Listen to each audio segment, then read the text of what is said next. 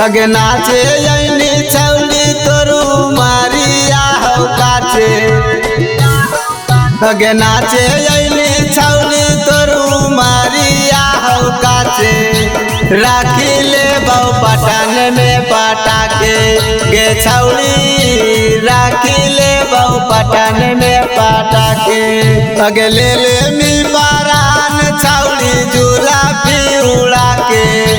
राखी ले बहु पटान में पटाके गे छौली। राखी ले बहु पटान में पटाके।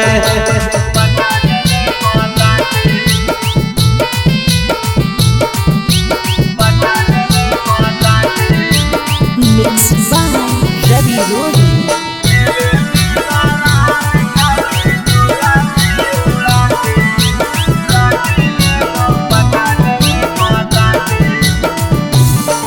अगे चोली झाला कौआ पर पलसाउआ उड़ा के।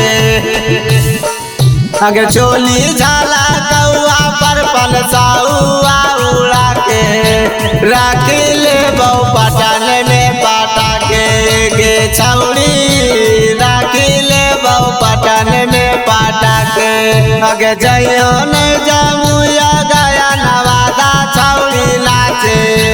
राखी ले बहु पटान में पटाके गे छौली। राखी ले बहु पटान में पटाके।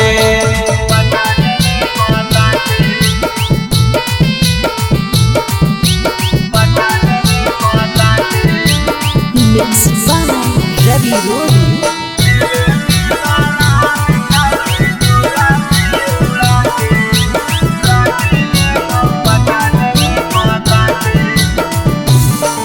अगे काजरा लगा के नानंद लालावा परता के।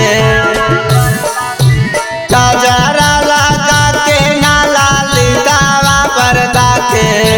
राखी ले बहु पटान में पटाके गे छौली। राखी ले बहु पटान में पटाके। हियो रंगदार छौली हमारी जिला के।